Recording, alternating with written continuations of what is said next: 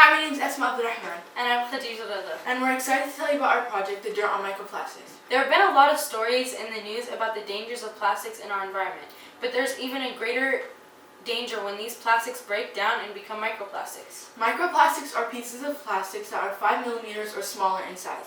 They come in many forms and from different sources. There have been a lot of research done on the effect of microplastics in aquatic systems, but very little to none has been done on microplastics in terrestrial systems or dirt. We decided to create this experiment to see if there are microplastics in soil here in the greater Portland area. And if so, how deep would we find them and how big would they be? To do this, we collected soil samples from 5 different sources: a backyard, a beach, a forest, a bottom of a slope, and a farm. We hypothesized that we would find microplastics in all types of soils that we tested.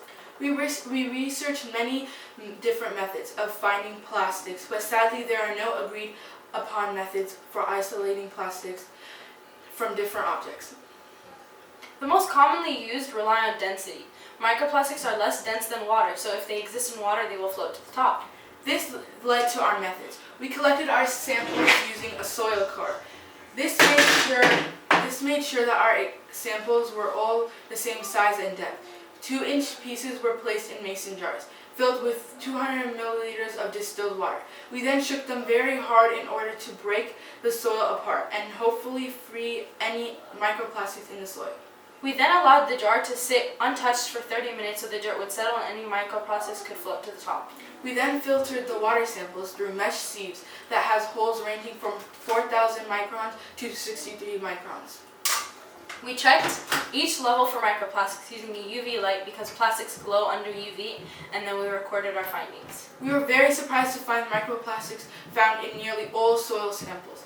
The greatest amount was at the beach and in the backyard samples, and the least being in the forest. We think that the forest had the least amount of microplastics because from a young age we have been taught that forests are very important and we have to protect them, so subconsciously we are less likely to throw down trash in forests than in other terrestrial areas. Overall, our hypothesis was supported, and we did in fact find microplastics in all our soil samples. We're hoping to continue this study, but we had to stop due to Corona. Our goal was to see if decomposers, especially worms, had microplastics in them and what effect they may have on other soil biota. We really learned a lot doing this project. It made us even more aware of how important it is to save our environment.